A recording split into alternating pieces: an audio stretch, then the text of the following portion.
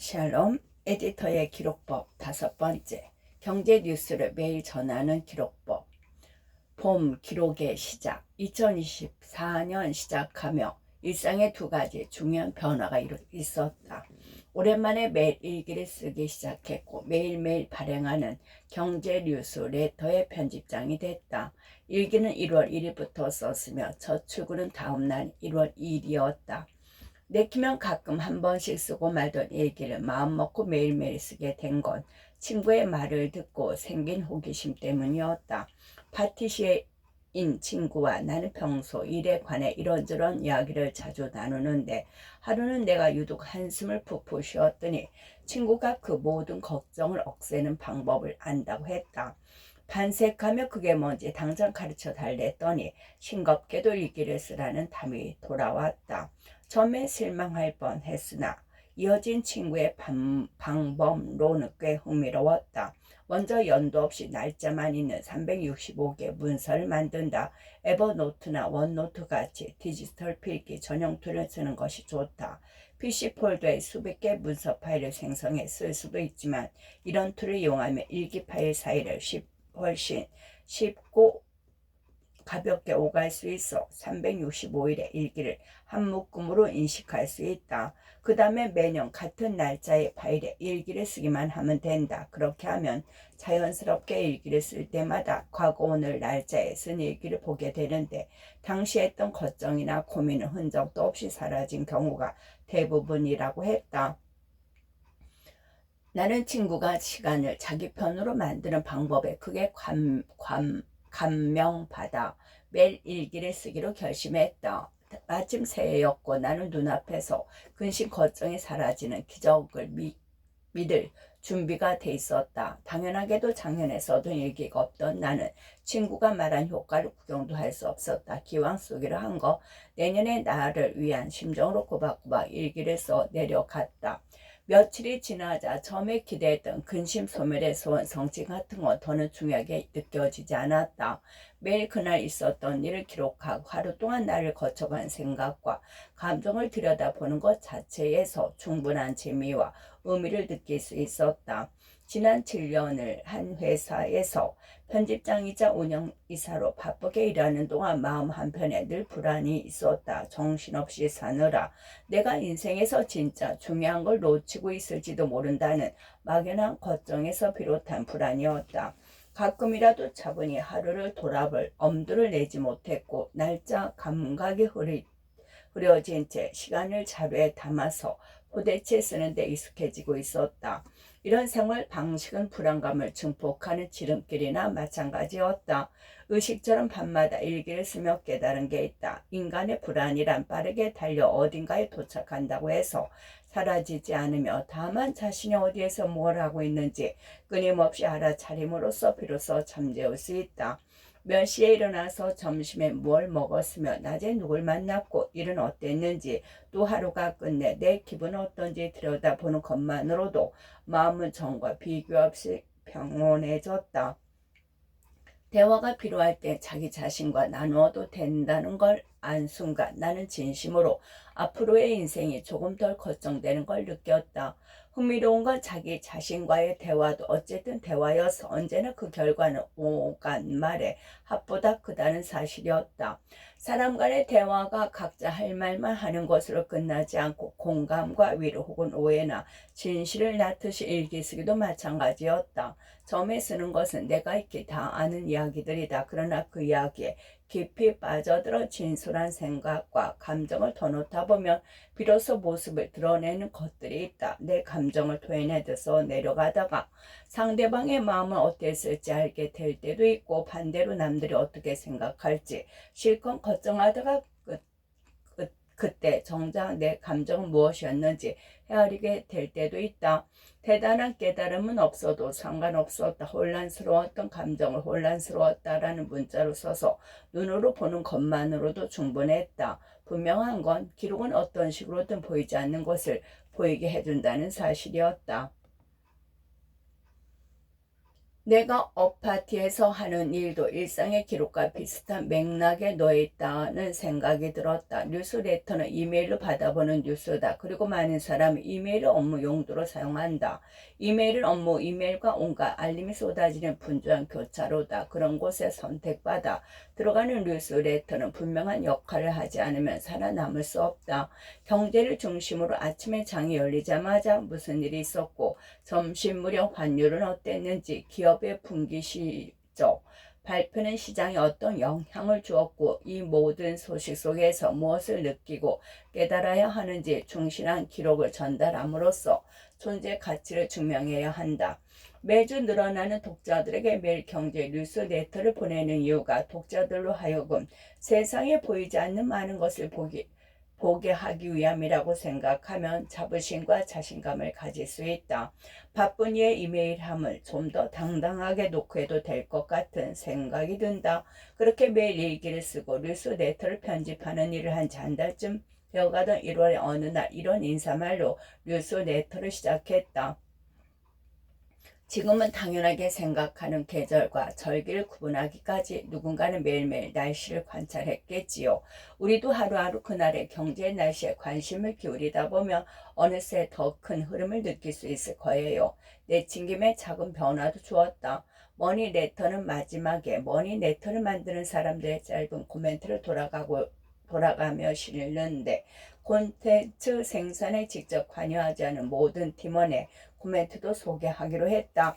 경제 뉴스라는 기록을 만들어내는 우리가 기록을 통해 삶의 모든 영역에서 보이지 않는 것을 보기 위한 시도를 이어가는 사람들이라는 걸 은은하게 전할 방법이라고 생각했기 때문이다. 밤 기록을 통해 건져 올리기. 어피티에 오기 전에 매거진을 만들고 단행본을 편집하고 다양한 브랜드와 일했다. 어피티와 인연을 맺은 것도 어피티에서 낸 첫 책의 편집과 출간을 맡으면서였다. 모든 일이 그렇겠지만 편집도 이상하게 할수록 어려웠다.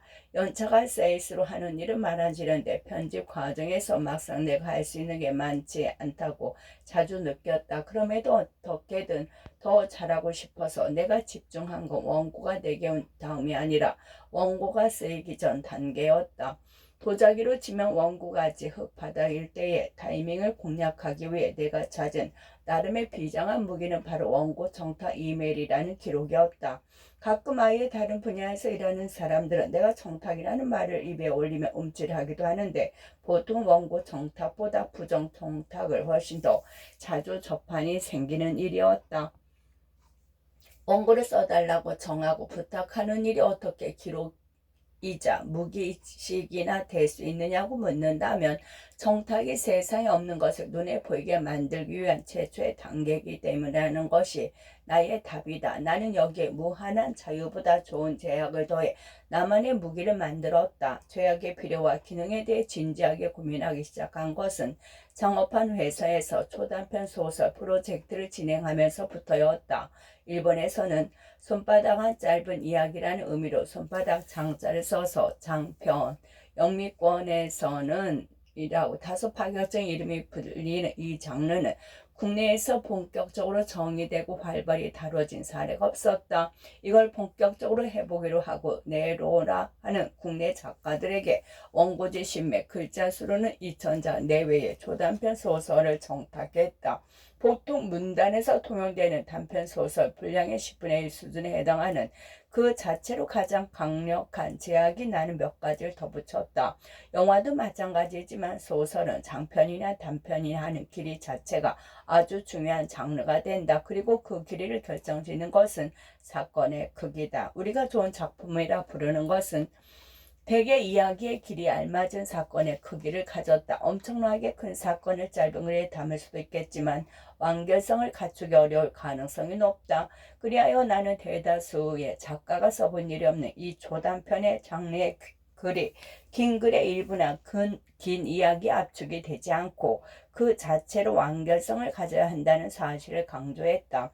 소단편이라는 장르의 길이에 맞는 사건을 써달라고 부탁한 것이다. 지 10여 명의 작가들에게 매달에 걸쳐 차례로 원고를 청탁했는데 그날 작가들로부터 오는 반응과 질문을 살피며 밤마다 사무실에 홀로 남아 청탁 이메일을 수정했다.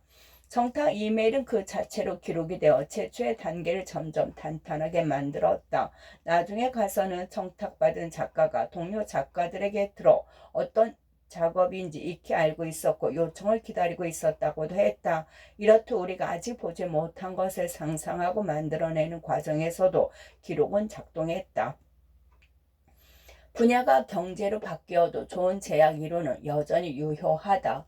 오히려 더 중요했다. 무엇이든 할 수 있는 사람에게 좋은 콘텐츠를 얻으려면 무엇이든 다룰 수 있는 자유로움보다는 독자 입장에서 중요한 요소에 집중하는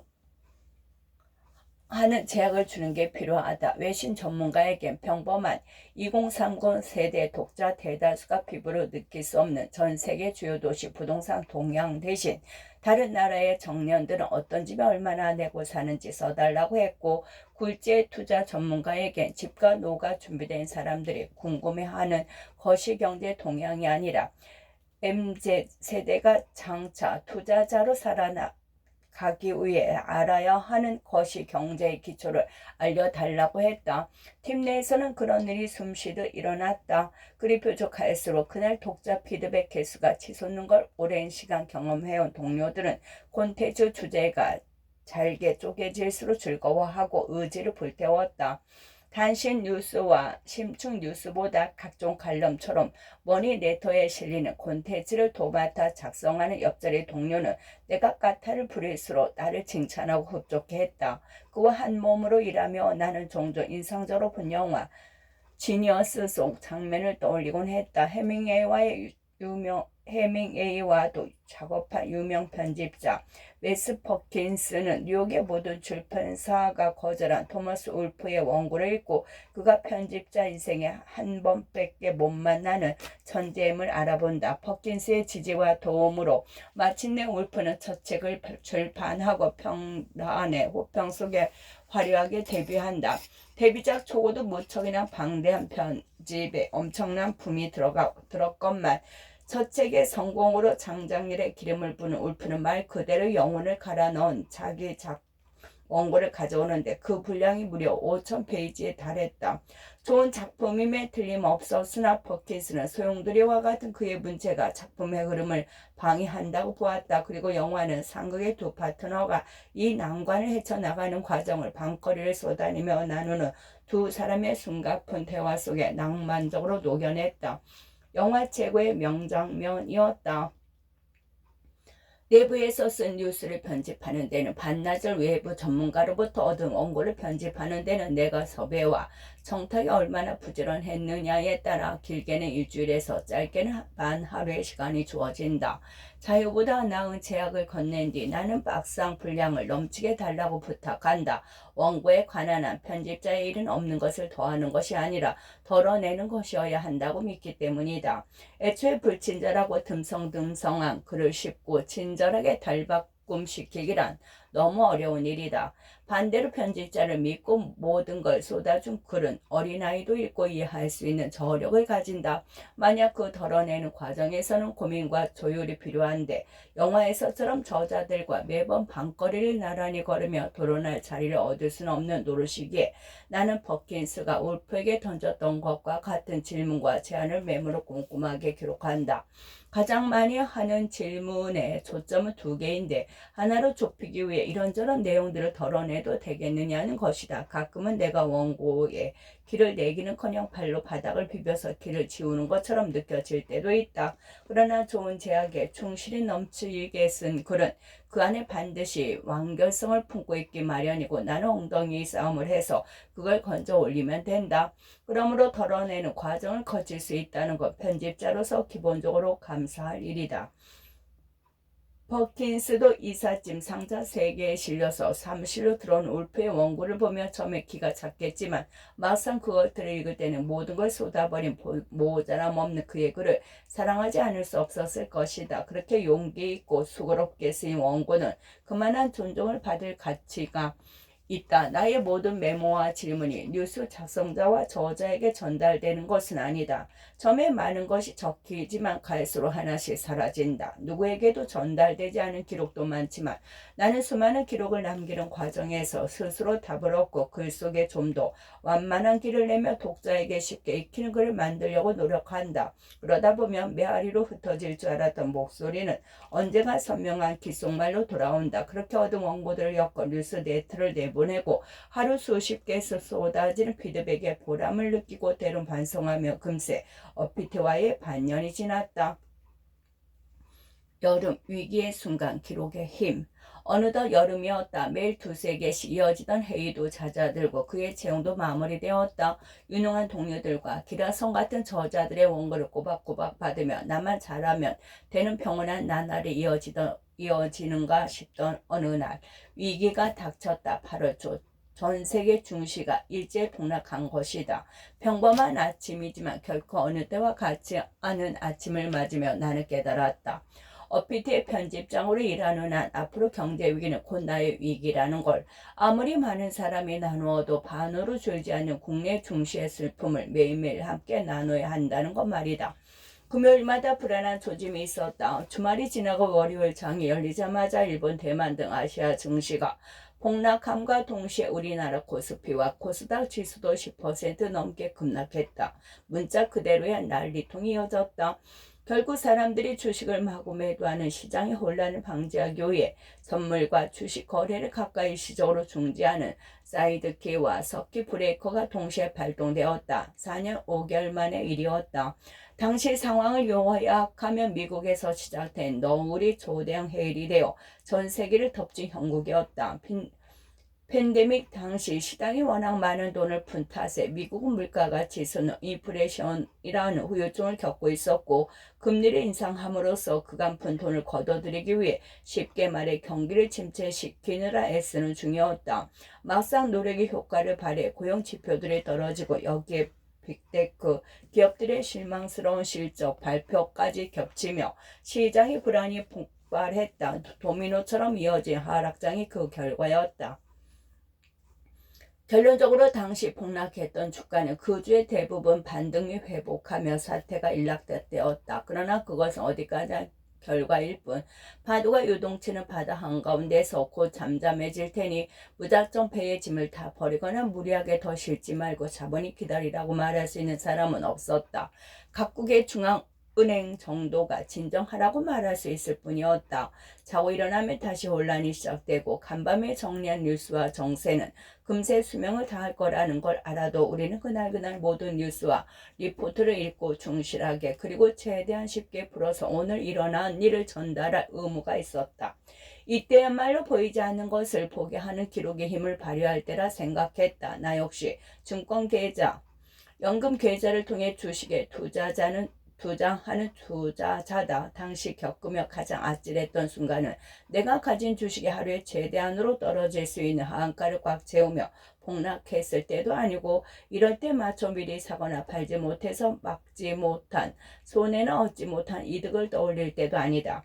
지금처럼 꾸준히 경제 뉴스를 읽지 않았을 때 이런 상황을 맞은 날을 떠올리는 게 가장 아찔했다. 얼마 되지도 않은 주식을 모두 팔아치고 끝났으면 그나마 양반이고 역시 주식은 위험한 것이라며 투자에 관심을 끊고 더 나아가 경제 공부에 눈 감는 좋은 핑곗거리로 삼았을지도 모르기 때문이다. 어떻게 하면 빠르고 효과적으로 자산을 불릴 수 있을까 고민하던 미래에 대한 관심은 당면한 불안 앞에서 모두 뒷전으로 밀려난다. 하지만 미래는 결국 매일매일의 기록을 들여다보는 사람, 위기 상황에서 그 어느 때보다 현재에 대해 알고 싶어하는 사람의 것이다. 우리는 현재에 관한 정확한 분석을 우리가 늘상 지향하는 대로 쉽게 전하면서도 불안만 증폭시키는 경마식 중개와 거리를 두기 위해 머리를 맞댔다. 주식시장이 다시 평소 수준으로 회복하기까지 여러 날의 긴 하루를 보냈다. 세상에 공짜는 없는 법. 혹독한 며칠을 보내고 또 한 가지를 배웠다. 친절하고 쉬운 뉴스를 전달하려면 편집 광적인 고민과 괴팍한 토론을 일삼아야 한다는 걸 알게 됐다. 경제는 숫자인 것 같다가 결정적인 순간에 욕망 그 자체다. 사람들이 어느 부분에서 가장 불안해한 것인지, 무엇이 진짜 원인이 될 수 있고 무엇이 결과에 끼워 맞춘 이야기인지 서로 그건 확실한 거예요. 같은 말은 종일 정중하게 주고받았다. 어린이 TV 프로그램을 기획하는 회의가 그렇게 살벌하다고 어디선가 읽은 적이 있다. 교육적인 내용을 충분히 쉽게 설명하는 과정에서 사실의 왜곡이 일어날 여지는 없는지 집요하게 따지고, 그래서 이게 정말 아이들에게 재미있고 유익한지 끊임없이 의심하는데, 제작에 참여하는 사람들 그 누구도 실제로 어린아이가 아니기 때문에 이 분야에서 오래 일한 사람일수록 자기 자신을 강하게 경계한다는 내용이었다. 값센 엔화를 끌어다 투자하던 돈이 거두어질 것 때문인지 경기 침체 예고편이라는 삼위 법칙 충족했기 때문인지 어찌 보면 우리의 사정도 비슷하다고 볼 수 있었다. 경제와 금융 전문가로서 곳곳을 누비는 사람들이 모인 팀에서 어린 아이도 읽을 수 있는 쉬운 경제 뉴스와 콘텐츠를 꾸준히 생산한다는 것, 엄격한 자기 검열이 없이는 어려운 일이다. 10년차 편집자인 나는 어피터로 오기 전 대부분의 시간을 경제 뉴스와는 거리가 있는 분야에서 일했다. 8월 전 세계 증시 폭락 사태를 겪으며 깨달은 것, 아직 모든 것이 익숙해지기 이전 상태의 소중함이었다. 어린아이 같은 존재로 이 틈에 존재할 수 있는 당분간의 시간에 큰 의미가 있다고 생각했다. 오히려 감사한 일이라 생각하고 날마다 새롭게 발견되는 나의 무지를 알게 열심히 기록했다. 그중 특히 집착한 건 이름이다. 정치인부터 재계인사까지 호텔 VIP 자동차 번호를 모조리 외워 전설이 된 도어맨의 이야기를 본 적이 있다. 나는 그분의 발치라도 따라가지 않은 심정으로 경제부처와 금융당국 주요 인사들의 이름을 읽기에 자꾸 끄적였다. 이번처럼 무슨 일이 터졌을 때 누구의 입을 가장 먼저 쫓아야 하는지 더 빨리 알고 싶었다. 언젠가 지독한 고인물이 되어서 경제와 금융 지식에 훨씬 밝은 편집자가 되더라도 과거의 어린아이가 내게 올바른 방향을 가르쳐 주길 바라면서, 그리고 매일매일 기록을 계속 된다. 나름의 곡절을 겪고 경제 뉴스 편집에 자신감이 붙자 다른 코너들 에도 눈이 가기 시작했다. 그 중에서도 특히 눈이 간 건 머니레터 최장수 인기 코너 머니로그다. 연재한 지 5년이 넘어간 이 코너는 독자들의 재무 현황과 소비 습관을 꼼꼼히 기록하고 거기서 발견된 돈 고민을 어피티에 보내면 전문가가 공감하고 솔루션도 주는 내용으로 채워진다. 처음엔 아무리 익명이라고는 하나 누가 연봉부터 통장, 잔액까지 다 보여줄까 싶어 걱정했다고 들었다. 지금은 과거 그런 걱정이 무색하게도 매주 수십 편의 투고가 쏟아지며 독자들이 가장 많은 애정을 보내는 대표 코너로 활약하고 있다. 언뜻 머니로그는 독자와 전문가 사이에서 편집자는 식은 죽을 떠먹기만 하면 되는 콘텐츠라고 볼 수도 있지만, 나에게는 이 원고가 매번 가시처럼 목에 걸렸다. 내가 독자에게 원고를 직접 청탁할 수도 없고 독자의 실제 경제 생활을 멋대로 편집할 수도 없는 상황에서 콘텐츠의 잠재력을 최대한으로 끌어내지 못하고 있다는 생각이 들었다. 머니레터의 독자이던 시절엔 나도 머니로그를 참 재미있게 읽었다. 바쁠 땐 뉴스를 건너뛰고 오늘은 누가 얼마를 벌 얼마를 쓰는 사연을 보냈나 머니로그만 훑어볼 때도 많았다. 평소 각종 할인과 적립 혜택을 챙기며 알뜰살뜰 아끼다가 팝업 스토어 같은데 한 달씩비가 훌쩍 넘는 돈을 써버리고 머리를 쥐어뜯는 이름 모를 또래의 일상을 구경하거나, 나보다 한참 어린데도 불구하고 일찌감치 종잣돈을 만들어 야무지게 굴리는 모습에 자극을 받는 게 즐거워 매주 질리지도 않고 재밌게 읽었다. 하지만 안나 카리나의 전문장처럼 사람들은 돈, 고민, 불행을 제각기 다른데 거기에 내가 편집자로서 갖고 있는 솔루션, 행복의 기준은 매번 비슷하지 않은지 의심이 들었다. 이 콘텐츠를 더 잘 이해하고 더 잘 편집할 수 있으려면 뭘 해야 할까 고민하다가 나는 직접 독자가 되기로 했다. 청년을 위한 재무 상담과 설계를 도와주는 곳을 찾아 예약하고 방문해 상담을 받았다. 그리고 상담 전 상담 선생님이 제 오라는 사는 것을 채우며 이 직업이 생각보다 힘들다는 걸 알게 되었다. 그리고 내 경제 생활에서 고민이 무엇인지 스스로 정의하는 것도 쉽지 않았다. 연탐이라고 생각하며 방문했던 곳에서 나는 누구보다 진지하고 열성적인 자세로 필기까지 꼼꼼하게 해가며 재무 상담을 받았다. 머니 로그를 편집하며 답답했던 것은 내 경제 생활을 꼼꼼하게 따져보고 기록해 본 적이 없어 경제 생활 해상도가 낮았던 나의 경제 시력에서 비롯된 문제였다. 나는 365개 일기 같은 폴더에 가계부 파일을 만들었다. 보이지 않는 것을 보기 위한 또 다른 기록이 추가되었다. 무슨 일이 있었던 건지 정확히 알게 되는 것만으로는 삶이 좀 나아진다. 대단한 홍보도 한 적이 없는 경제 뉴스레터는 40만 명이나 되는 사람들이 구독하게 된 것. 내가 꾸준히 일기를 쓰게 된 계기와 비슷할 거라고 생각한다. 우리 구독자들은 매일매일 무슨 일이 일어나는지 일기로 매일매일 무슨 일이 일어나는지 알기로 결심한 사람들이다. 폭등이나 대박 같은 단어들 사이에서 흔들리지 않고 폭락과 비명 같은 말들에 겁먹지 않고 자신이 어디에 있는지 알기를 택했기에 매일 이메일함을 여는 것이다. 일기가 누적될수록 삶의 진실을 비추듯 경제 뉴스를 하루하루 읽어 나갈 때 진짜 내가 살아가는 세상에 윤곽이 드러난다. 기록은 반드시 내가 의식하고 쓴 것 그 이상을 내놓는다. 그것을 읽을 때마다 더 선명한 세상을 만난다. 에디터로 사는 한 내게 기록은 단순한 행위가 아니라 모든 원고를 첫 번째로 읽고 다듬을 수 있는 자격을 얻는 방식이자 독자에게 가장 가까이 다가가는 길이다. 삶은 일어난 일에 대한 반응으로 채워지지만 기록으로서 일어난 일에 관한 관점을 선택할 수 있다. 매일같이 모니터와 눈싸움을 하며 내 시력은 아주 많이 나빠졌지만 이렇게 된 거 성실하게 기록하고 그 기록을 전하며 살아간다면 나의 또 다른 눈은 밝아질지 모른다. 운이 좋아서 누군가의 세상을 조금이나마 선명하게 만드는 데 일조하는 삶을 살 수 있다고 생각하면 정해진 미래인 노안도 두렵지 않다. 김희라, 어피티 운영 이사 겸 편집장, 대학 졸업 후 미디어 스튜디오를 공동 창업하고 온라인 연재 플랫폼 판타클럽 론칭, 60여 명의 작가와 국내 초단편 소설을 소개한 초단편 프로젝트 무한무크지 언유주얼 창간을 경험했다.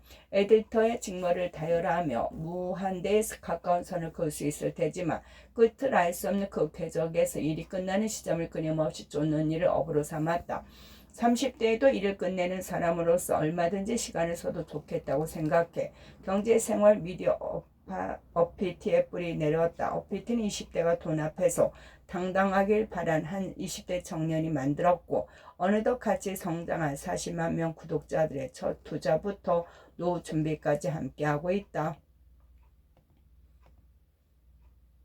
흩어져 있던 파편들을 필요할 때 다시 모여 유용하게 쓰인다. 패션을 읽고 보고 느끼는 기록법. 기록의 시작은 파고들기부터. 패션 이커머스 플랫폼에서 에디터로 일한 지 12년째 수많은 것을 보고 떠올리고 남기는 일을 하면서도 내가 기록을 잘하고 있다는 감각은 없었다. 언제 어디서든 탐색하고 저장할 수 온라인 세계 클라우드로 모두게 연동되는 아이폰과 맥북 등 이제는 마치 신체의 일부가 된 듯한 도구들로 많은 것을 숨쉬듯 기록하고 있기 때문이다. 이런 습성은 하나에 꽂히면 원하는 답을 찾을 때까지 파고들거나 불쑥불쑥 아이디어가 떠올리는 성향, 앞발앞서가는 좋은 것을 시각적으로 세련되게 재현해야 하는 일 덕에 자연스레 몸에 익었다. 떼내려 뗄 수 없는 일부를 떼어 객관적으로 살펴보려니 기록을 잘하는 것인지도 모르겠다. 하지만 10년 넘게 일을 해왔으니 누군가에게는 필요한 이야기가 될지도 모르겠다는 생각도 든다. 패션 에디터가 되기로 마음먹었지만 방법을 몰라. 고군분투했던 과거의 나와 같은 이에게는